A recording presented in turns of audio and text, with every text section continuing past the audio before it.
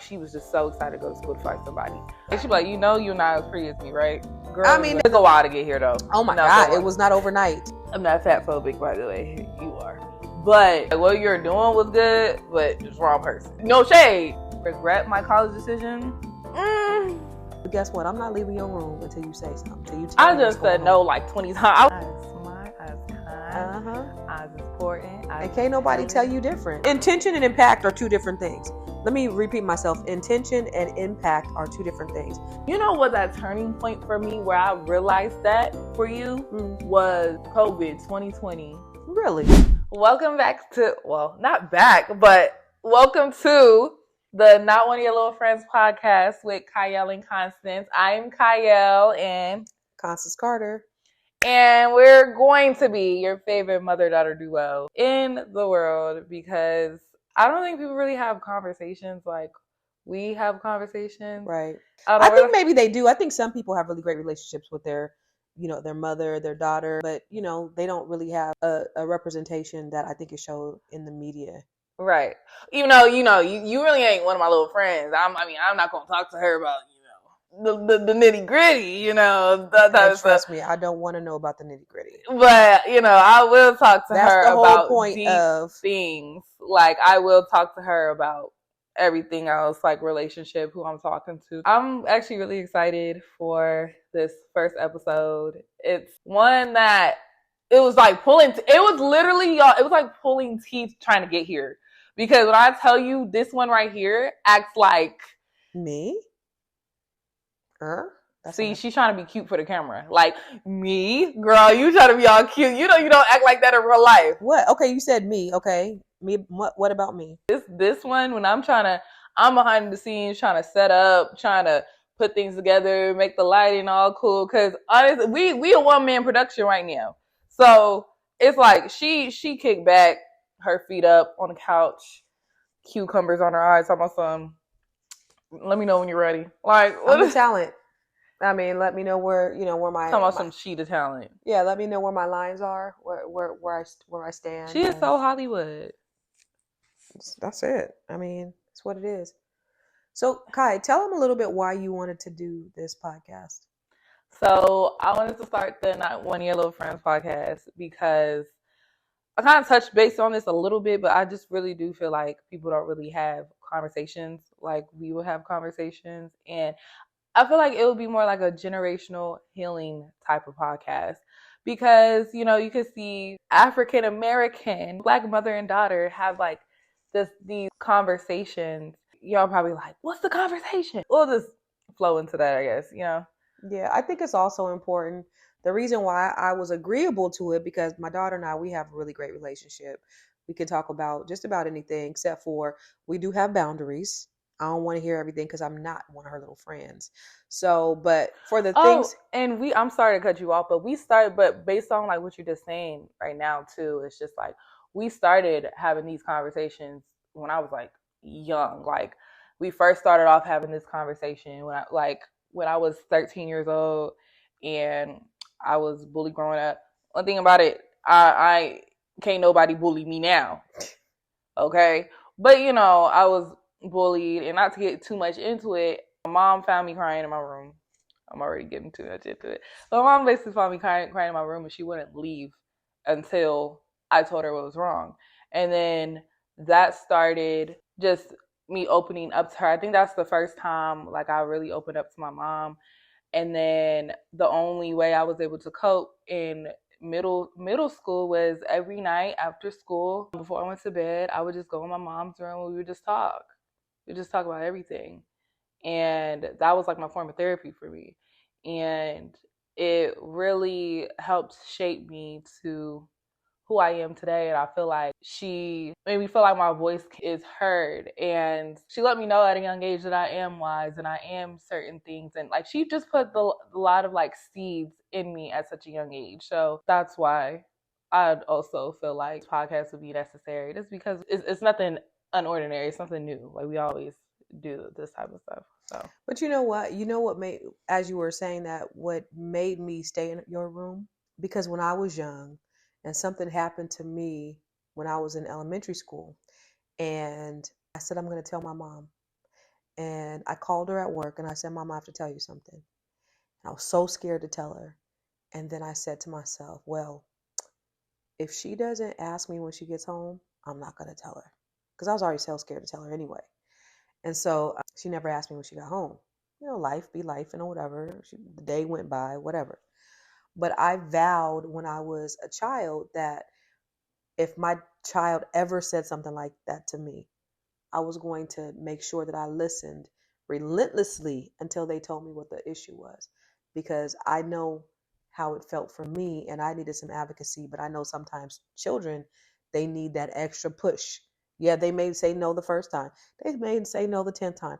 But guess what? I'm not leaving your room until you say something, until you tell I me what's just said going no on. like 20 times. I was like, no, Mom, no, Yeah. no, no, I don't want. And I was like, I'm not leaving until I understand what it is that you're going through. And it was on me as the parent to make sure that I was able to pull that out, but also provide a safe space for you, because you needed to have that place where it was a place of non-judgment, where you felt like your voice could be heard. And that was important for me to tell you. So that planted the foundation, I think, for where we are today. And you're smart and you're brilliant and you're beautiful and all the things. I was smart, I was kind, Uh-huh. I was important, I was And can't nobody tell intelligent. you different, because you got that foundation. And It even took a while to get here, though. oh my Not God, gonna it lie. was not overnight. It took a while to get here. My God. I was just crying last year. But here's the thing. So now that she knows she's smart, now that she knows she's beautiful and all the things, now I got to bring her back down to reality. Now I got to talk about her nappy headed ways. Now I got to tell her that she ugly and she fat. She be like, you're not as pretty as me, right? Girl, I mean, now we got to be in competition. You know what I'm saying? Because, now she's on her high horse because she knows she's cute. So I got to bring her back down reality, a couple of notches. But the beautiful thing about that is that she knows that she's pretty anyway. She knows that I'm lying, because she has enough self-confidence in herself to know who she is. So let's talk about what it was like for you growing up in a situation where you were a super duper minority. You were the only black kid, or not, you were the minority, double minority. I was a minority in a minority school, like literally. That's the best I could describe it. Like the high school I went to was 95% Mexican, 5% other, and the other is white, black, all the other ones, Asian, Filipino, like all of them. So we originally from California. We reside in Maryland now. I was born in San Jose, raised in Stockton, and I was in a minority school. And that caused me to be subjected to, well, I would say not the fact that I was a minority in a minority school that got me subjected to being bullied. I also think it was also my upbringing that did subject me to being bullied. I don't know if we want to get too deep into that just yet. I had a non-traditional type of upbringing. My mother was the breadwinner and my dad was the stay-at-home dad. So my parents' parenting style was like two different type of parenting style. My mama was a bully growing up. She used to dream and wake up about fighting. Like she was just so excited to go to school to fight somebody. My father, he was more of a, you go tell the teacher and all the type of stuff. I was always so scared to be in altercations and things like that because I was afraid that I was going to get in trouble at home because, I had to just tell the teacher. So when they would get into altercation, so for example, my son got into an altercation when he first went to a public school. He was taught not to fight back. And I was like, hell nah. Let me tell you something right now, son. Check this out here. If somebody gets within arm's reach of you and they look threatening, you better start stealing on them. I don't play them games. The dynamic was just different. I was subjected to being bullied because of that, and I didn't really necessarily know how to stand up for myself. It took until I got older to really come into myself and stand up for myself. But we were just having this conversation the other day. Do you feel having a positive male role model will shape who you are as a person, man or woman? And why so? Well, statistics show that children raised under either a two-parent household or a single father household actually come out better than children raised under a single mother household. So having a father in the household is vitally important to the success of a child. Not saying that people who are raised by single mothers aren't successful. It's just statistics show that if you're raised by a good father, that you're likely going to. Keyword good or effective. Uh-huh. You know, just because that there it's a male in the household doesn't mean it's going Well, to that's be. the difference. Yeah, I didn't say male in the house. I said. Oh yeah, not to negate what you're saying, but what I'm saying also it's the key word to have a good and effective man in the household because that will shape who you are and shape the precedents. Mm-hmm. You know, that they're the basic foundation. So if you and also making sure that the husband and the wife or whoever, you know, is in the household are both on one accord. Right. And I think where the disconnect kind of came in my childhood was that y'all weren't in one accord. And so imagine how frazzled our minds are. When I say our, me and my brother, it's like our minds are was trying to navigate life because one parent saying this and the other parent is saying that, and it's like, well, what you I know do? what I tried to do, what I would try to attempt to do is to support what he was doing there. So I was trying not to contradict and trying to but soften it as a mother because mothers and fathers are totally different. So you have your masculine energy and your feminine energy. So what I was trying to do is I was trying to, just be a support to the agenda that was going on in the household, but also, giving my part as a mother. That's what I tried to do. Yeah, I can see that. You was like trying to play a role and things like that. Try. So intention and impact are two different things. Let me repeat myself. Intention and impact are two different things. So you may have the intention to do something, but the impact that it leaves, it could be something totally different. So, maybe my intention was something, but maybe the outcome, how it fell on the person who I was doing it to, came off different. Yeah, like what you're doing was good, but just wrong person. No shade, no shade. But like in an adult perspective, because I'm an adult and, I'm going to have my own family one day and things like that. And so I'm thinking, more family planning wise. And everything that you're doing or that you did is supposed to be a role of a wife. You're supposed to back up what the man is saying, but he has to have a solid foundation. And it's kind of hard to do that, especially if you're the man. Oh, the wife is the man? Yeah. Okay, so let's go here. So I will say that when we started off in this journey, we decided that we were going to have non-traditional roles. We agreed on it. And we said, we don't care what anybody else is doing. We're going to run our household the way we run our household. We're not living up to, according to other people's standards. How we do is how we do. Sometimes people will be like, well, what does he do? And stuff like that. And for me, I was like, don't worry about what he do. I couldn't do what I do if he didn't do what he does, because I was always very protective of him. But what I realized, especially post marriage and during the divorce, is that when it all comes out in the wash and when you see how people really feel, a man should be a provider because that's their natural inclination is to be a provider. And if they're not a provider in some way, they innately don't feel as they are living up to their potential as a man. And it may come out in many different ways. I didn't realize that by having this arrangement, it probably emasculated him because he didn't feel like he was doing his part as a man. And probably he didn't even realize that that was what was going on inside of him, him being unfulfilled in some way. In my understanding after, I really believe that their roles as a husband and wife, I really believe that a woman is naturally softer. A man is naturally harder. A woman, should be the one there nurturing the kids every day. They got to be kissed. Like for me, I used to be like, they need to be kissed up. Like when they wake up in the morning, kiss them up. Don't come in there and rah, rah, kiss them up so they have a good day. The mother needs to be in there, be the first one in there to make sure they feel good about that day and all that stuff. And so I just feel like because we decided to go that non-traditional route, things came out the way they did, but I didn't understand it when I was in it until afterwards when I saw a lot of the reactions and the things that were said and done. And it was like, oh. I think the problem there is, though, you do beat yourself up that you allowed that. But the thing is, it's just like, you shouldn't beat yourself up because at the end of the day, as the man, you set the precedent. As the man, like, you shouldn't allow other people to I can't say the word. Emasculate Emasculate. You gonna make up your own word. Right. Emasculinate. I don't know. You know what I'm trying to say, but you can't, and it's up to you to be that navigator of your life.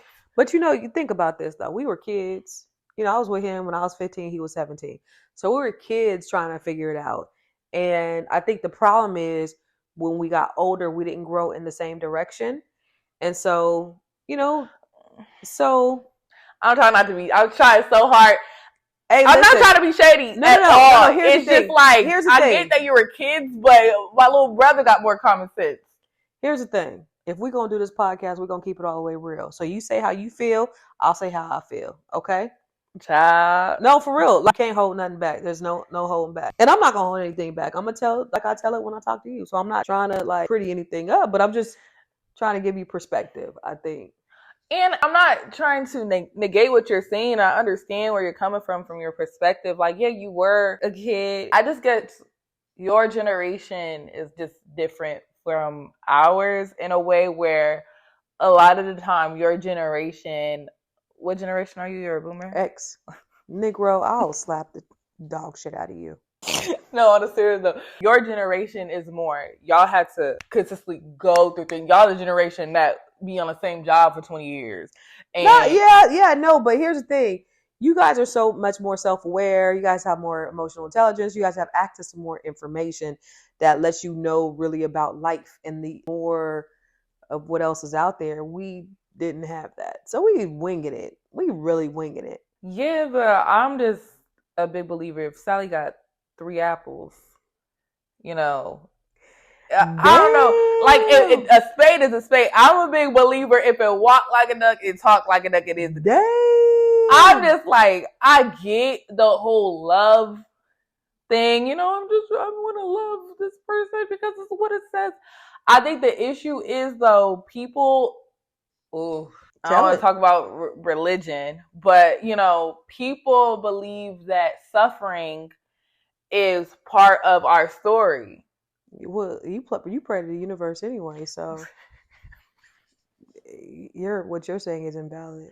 Like, people are living in, I don't even know if people are gonna follow what I'm saying, because I keep going everywhere, but no, I'm just saying people keep living in the Old Testament, and I feel like Gen X is in the Old Testament because y'all keep going through the fire, fire. When are y'all gonna get to the hills, the promised land? Some people choose to do that. I don't choose to live in that space, but some people choose to do that. So the lesson in it, though, Kai, is that, because here's the thing. Having children is the most wonderful and awesome and amazing responsibility that you would ever have in life. How you pour into and shape human beings is like, oh my God. And then how they turn out. And so, like, I'm ecstatically over the moon. Really? Oh, yeah. You was just going off on me this morning. I mean, yeah. Right, like you was just going off on us. Actually, yeah. She just went off on us yesterday talking about stuff. I was chilling in my room watching my Hulu. She texts everybody in the group chat talking about, I'm turning the Hulu off. I turned Amazon off. Oh, Amazon. Yes. And I'm just like, and literally, because right at let me tell you why. Negro got Klarna or Afterpay on my credit. Now my credit gonna have Afterpay. So that's the reason why I went off on them. But what I was saying before I was so rudely interrupted. About how rewarding it is to have It's very rewarding because you get to see the outcome of the children, of who they become is in large part of what you do as a parent. It's real. And so I'm like ecstatic because I have 4 amazing children. They're awesome and amazing and trifling and lazy. They're all the things. So yeah, they do get going off on. I'll give you an example. I clean up all day behind them. So now that I'm home a lot, so it used to be I worked from sun up to sundown when I was married. Now I work from home. And so since I'm home, I like to keep a tidy home. So I clean up all day, wiping down counters, and I'm cleaning the dishes. First thing I do when I wake up in the morning is I used to go to the gym. Can't even go to the gym no more because I clean up my house. It's sort of my exercise. So cleaning all day. So, they come, there's crumbs on the counter. I'm wiping the crumbs up instead of, raising, hurting my throat, raising my voice, all that stuff. So the boys are here, Christmas break, just cleaning up behind them. I'm not saying nothing, but in my head, I'm taking notes, cleaning up stuff, and mopping constantly. I come in the kitchen. There was a pizza right next to the garbage can. And they I left ain't do there. it. Disclaimer. They had the nerve not to put the pizza inside the garbage can. They threw it on the ground next to the garbage can. Kept walking. That's a great segue of how mothers parent their boys rather than their girls. Because I would never. So they're that trifling. Let me tell you something, Man. There was something that clicked on the inside of me. There was something in that moment. If a cartoon character can show what was happening, revving up on the inside of me, it would be like the Tasmanian devil, like just going crazy. And I called each of them downstairs and I let their asses have it. My mama was here and she was on the phone like to my sister, girl, she rimming their ass, girl. Ooh, girl, she letting them have it. She was so happy because she probably was tired of seeing me just cleaning up behind these jokers, right? So nobody knew who did it. Nobody claimed the pizza. Nobody claimed the pizza. Somebody did it, but nobody claimed it. Yeah, so things like that. I mean, that's the trifling part. But when I tell you that they are all very mannerable, brilliant kids, they're going to do something in life, which I know for sure. Everybody has their flaws. You know, all of them have things about them, but they're going to be wildly successful. And one thing that I attribute, which they always say no, but I say you've gotten some values from your father. And I always say this, but then they disagree. But what I say is you guys are very well behaved. You guys don't talk back to adults. You guys are very respectful, very mannerable. Now that's because you had a father in the home and he made sure of that. And so I could attribute that to their dad. That's what I say. And we don't even have to get on that topic. Because I already got it. Yeah, okay. And that's what I admire about you. So many people can say anything negative about you, but you always gonna have something positive to say about them. Always is what one thing about it, and I'm not go too deep into it. But with that being said, I don't have the best relationship with my dad. I mean, I don't got no hard feelings or whatever. Say what you mean to me, what you say, girl. Even before my parents got separated, divorced, or whatever, I've always kind of had struggle really communicating with my father. And one thing I can say, this woman right here has always had my dad's back at all times, even to this day. Like, my dad will have sometimes not the nicest things to say to my mom, but my mom is always going to make sure that we have a relationship with my dad, or she's the one that's always trying to check me if I have something negative to say. That's why I admire though too, because that takes a lot of strength and resilience to be the bigger person. No, but you know what? Let me tell you something. When you're happy, you don't dwell in negativity. I'm happy. I'm truly happy. So I ain't got to be mad. I ain't got to be mean. I don't have to do any of that stuff because I'm really happy. You know what I'm saying? If I was unhappy, I would be toiling in the misery. I want them to lose. Yeah, like that type of. Yeah, I will be. So I'm happy. So when you're happy, you just want the best. Like, hey, listen. That's real though. Yeah, it is the realest shit. Like, because it's just like what you bringing anybody else down to. You're not even at that level. Yeah, man. My son told me, he said, "Mom, why are you always taking up for him? He's done everything except for put a hit out on you." Okay. But also that comes down to the whole emasculation of, you being the breadwinner and him not. But y'all did come to that agreement though for that situation to happen, but it was only supposed to be temporary. Yeah. Disclaimer. It was only supposed to be temporary. It was. Once you got on your feet again, you did ask too. You did ask like, hey, I'm on my feet. Can you get a job? And then he was complacent and didn't want to do it. So how does that look in my eyes as the daughter? Your father is going to be the first reflection of the type of man that you're going to either attract or get with. And when I tell you, I've been going through the mud because I went to what's familiar. And I realized like a lot of that stuff isn't normal and not supposed to be a thing. You know what I remember, Kai? When you got to a certain age, and the boys were still young, so they didn't understand it. And when you got to that age where you was like, you start looking at things, you was like, this is my mama's money. My mama's doing this. Mama, and you would say it, and I'd be like, no, no, no, Kai, this is ours, ours. But there was something that clicked. I think you had to be about 15, 16 years old. And you was like, It was after you bought me a car. really? Why?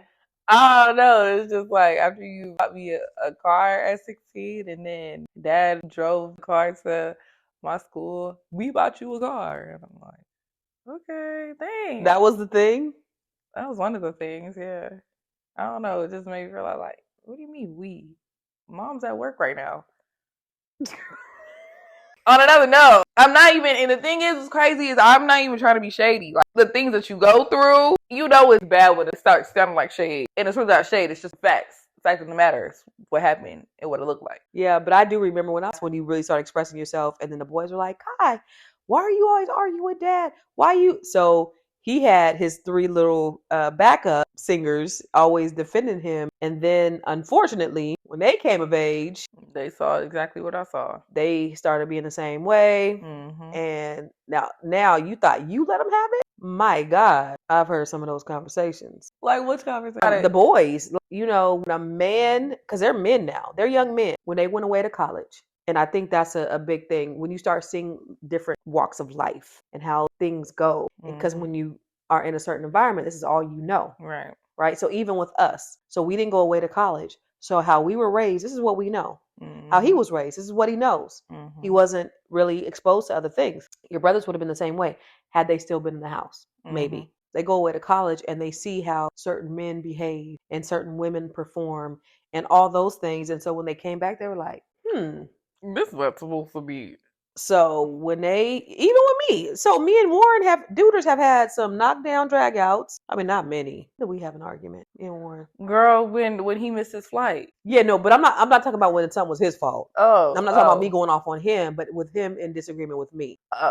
He do think that you be picking on him. That's a trait that he got that I don't like, of no accountability. So yeah, he thinks we all pick on him though. Right. Something ends up missing. You go to his room, exactly what's missing is in there. And he's like, why you guys even say that? You guys always blaming me for, I see it right here. I'm still 10 toes down on the decision that I had to force him to go to an HBCU. So I don't have no problems with that decision. For me, I'm standing firm on that. So that right there, he had a problem with me on. He also remember the time on Kyron's birthday when we was in the car and I went off on y'all. Oh, girl. Anyway, that was another conflict that we had, me and Warren, and all of it. It was me versus all four of my kids. Yes, literally. That's the thing. So what I'm trying to do is I'm trying to give some balance here because I don't want anybody to think I'm just this perfect mom and then we're bagging on somebody else. Yeah. Oh no, I was gonna get to you. Yeah. Okay. Excuse you. Like, we're gonna segue into that, girl. Okay. Because there's some healing that I had to do from you. Absolutely. For sure. And I would love to talk about that. But no, talk about the birthday. One thing about it with the birthday is that one thing about me, especially me growing up and me being the oldest kid, the oldest child, me and my brothers are 5, 7, 9 years apart. I go through stuff, I get in trouble, it's just me.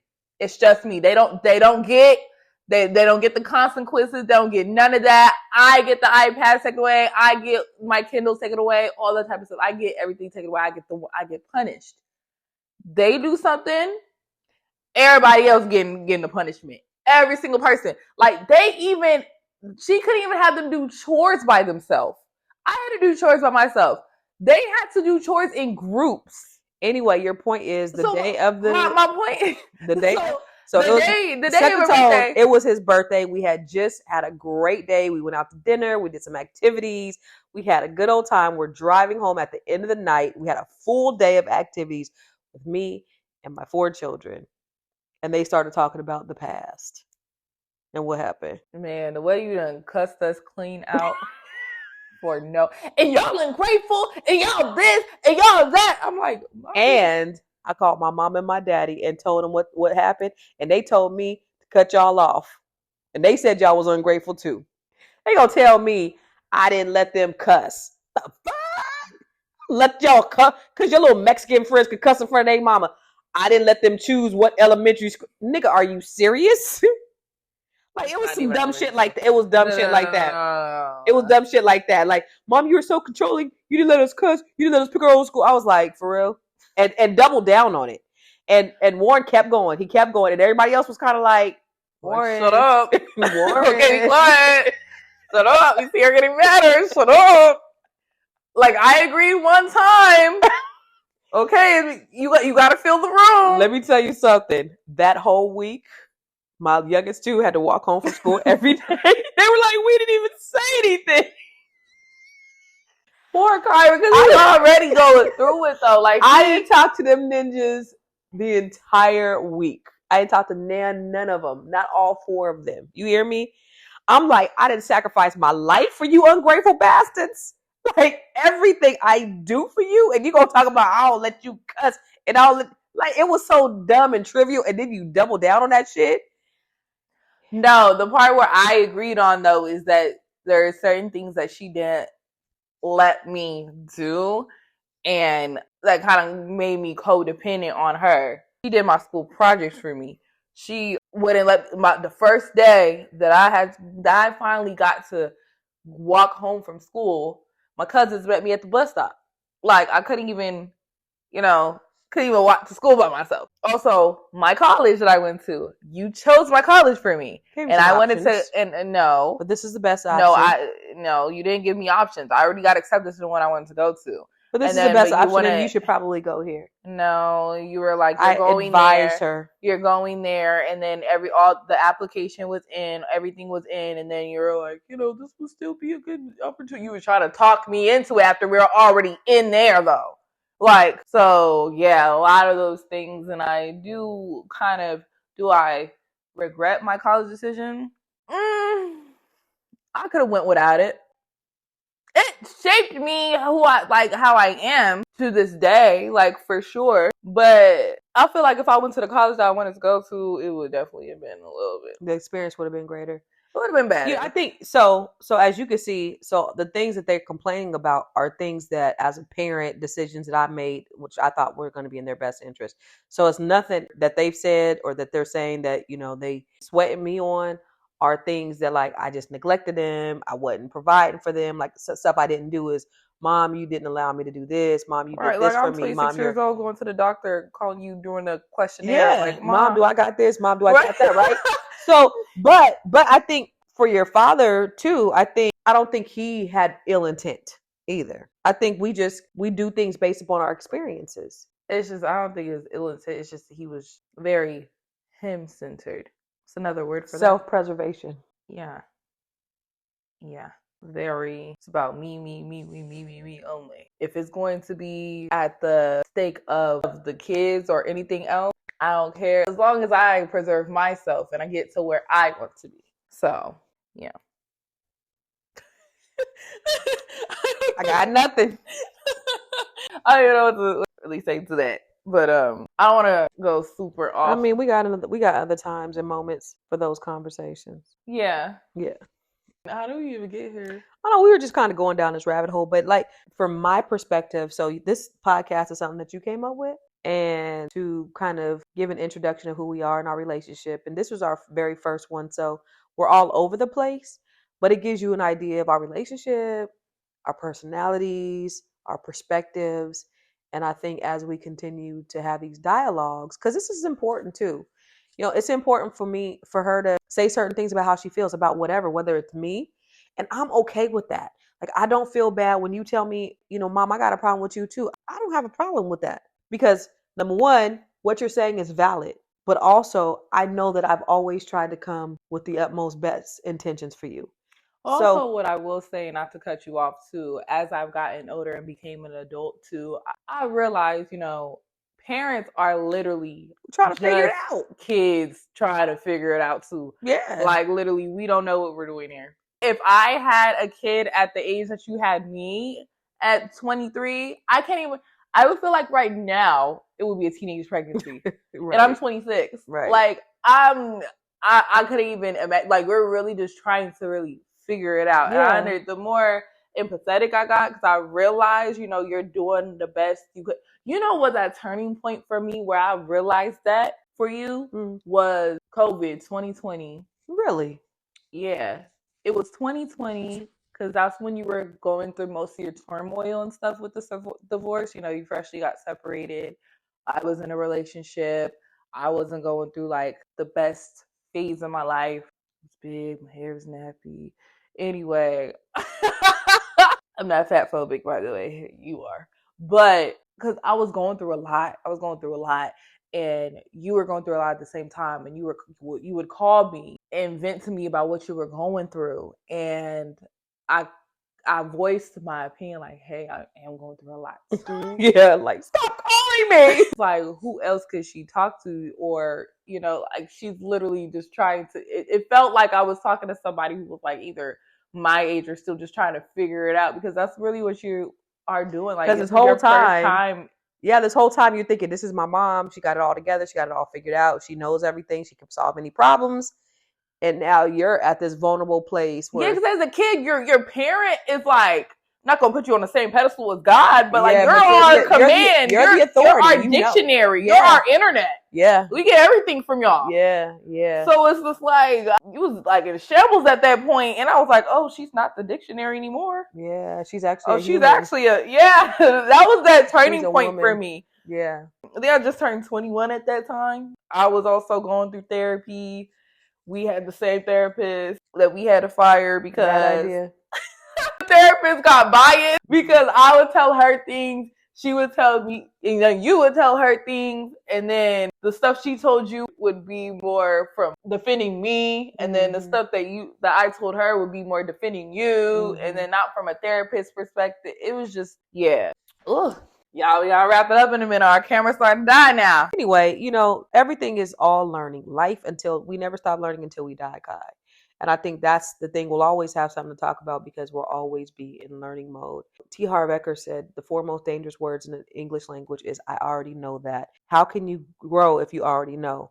So we just got to look at everything as a lesson. Everything is a blessing. Like every experience, even if it's hard and even if we're going through every dredging moment, it's an experience, it's a lesson. And so God wants the best for us. Know that there's an other side to it. It doesn't feel good as we're going through it, but it'll be greater later. And that's what I know to be true. And that's what's been my constant my whole life, is that it'll always be greater later. Y'all see the type of mama I got?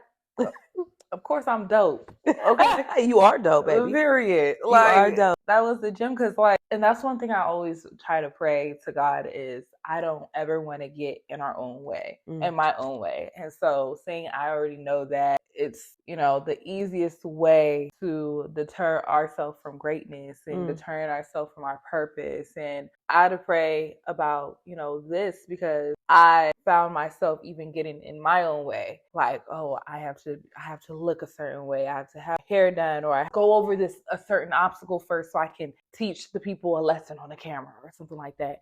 And it's just, if I just go with the motions of life, whatever God has to teach me in that moment, boom, will be revealed to me. And so that's the key, Kai. That's the key. We're in evolution. We don't stop. Yeah. And as long as we're here, there's always going to be something to be learned. And what we talk about, even what we talk about to your brothers, we have these conversations in the family. You know, we were just talking to one of your brothers yesterday about this very thing. And so that's the lesson, baby. So we're going to keep sharing. For sure. And I'm so excited for episode 2 and episode 222. Yes. We're going to keep elevating. This will be our therapy, baby. Ooh. This will be our therapy. And hopefully this will be the therapy to help other relationships. Because here's the thing. People always ask me, how do you have a good relationship with your daughter? And I have a great relationship with all of my children. And give me one word, and then we're going to end. One word to describe why we have a good relationship. Because you listen. Pretty much. Listen to your kids. Listen to your children and make your kids feel valued. You ain't even got to say nothing else. That right there, that's period. Thanks for tuning in to the Not When Your Little Friend podcast with Chayil and Constance. We will see you later. When do you want to start? Episode 2. I don't know, but we'll see them on episode 2. We'll try to drop Wednesday. This is a little rough. They're going to get better as we go. Trust. Clock that T. Clock it. Good shit, Kai. Period. I don't know. I just flowed. I feel like I thought I would freeze up, you know? Yeah, you did great. You did too.